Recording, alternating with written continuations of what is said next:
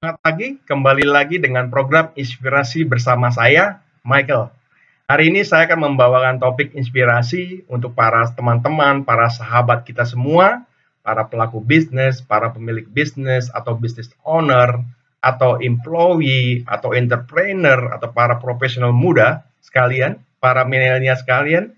Hari ini saya akan membawakan tema yang menarik ya, yang judulnya adalah mengenai ini tren musiman atau bisa bertahan. Nah, guys, bagaimana bisa kita tahu suatu tren itu bersifat musiman atau bisa bertahan lama? Kemampuan membedakan hal ini adalah sebuah skill yang sangat penting dimiliki pebisnis maupun individu. Mengapa?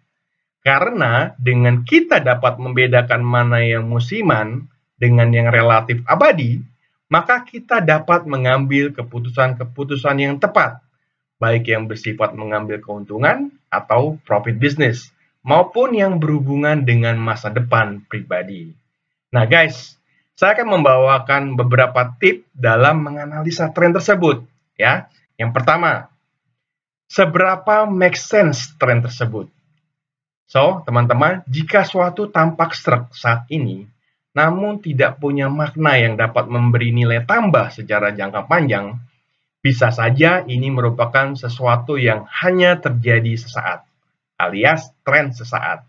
Misalnya, suatu jenis makanan baru yang menarik dan jarang ditemukan, namun bukan suatu yang sangat dibutuhkan dan tidak punya sesuatu yang super unik, tidak tergantikan. Maka bisa saja itu merupakan tren.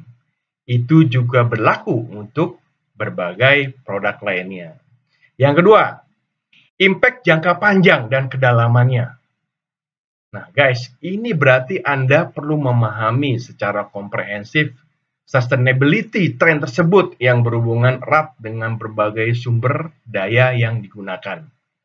Dengan kata lain, jika hal tersebut menggunakan sumber daya yang sulit didapat atau scarcity, maupun melibatkan berbagai pihak dengan elemen dan variabel yang membutuhkan usaha besar, seperti impor ataupun yang langka sekali, maka kemungkinan besar tren tersebut tidak merupakan sesuatu yang bisa bertahan lama.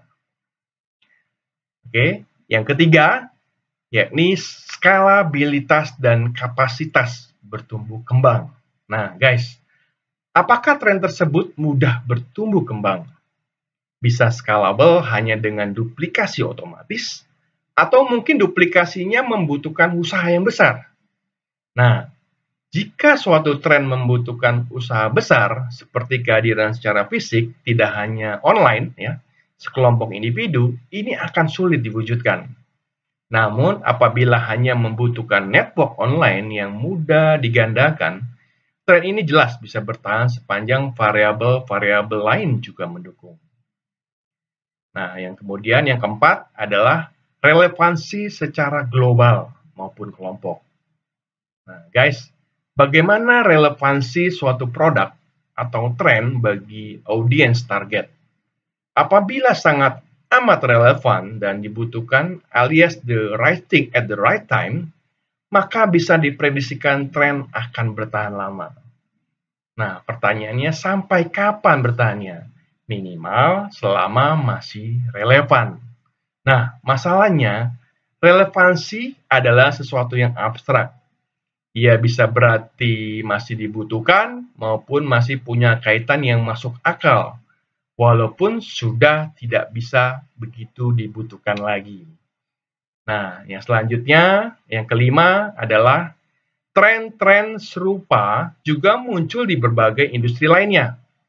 Misalnya, key culture yang pada awalnya dibawa oleh drakor dan para grup band K-pop, kini sudah merambah ke dunia kosmetika, pariwisata, kuliner, dan sebagainya. Jadi, tren key craze makin akan bertahan cukup lama, sepanjang belum ada kompetitor yang berhasil memasuki posisi mereka. Yang keenam, kompetitor mengikuti jejak Anda. Nah, guys, perhatikan bagaimana dunia fashion dan kosmetika Ternyata para desainer dan para pengusaha kosmetika ini hanya banyak berkelibat ke culture.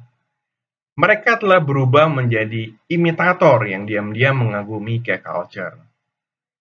Akhir kata, tren musiman memang akan silih berganti dan tren jangka panjang akan terus mewarnai dunia. Intinya, bagaimana kita menerima suatu tren dan bagaimana mereka mampu mempengaruhi kehidupan di era kontemporer ini. Maka begitulah kualitas peradaban kita nanti. Manusia akan terus bergerak, terutama di dalam dunia bisnis, karena peradaban manusia dibangun di atas ide scarcity, sehingga apapun harus bisa dibiayai dengan uang atau sejenisnya. Dan ini akan terus mendorong munculnya tren-tren. So guys, tugas kita sebagai caretaker peradaban dan alam, kita perlu selalu aware bahwa tren apapun sebaiknya membawa dunia kepada sumber daya alam yang berkesinambungan dan kedamaian. Even though things are scarce, we don't need to fight and be greedy. It's time to grow not in a straight line upward, but to grow in circle. Oke guys, demikian inspirasi dari saya. Semoga bermanfaat. Salam sehat dan sukses selalu. Salam inspirasi.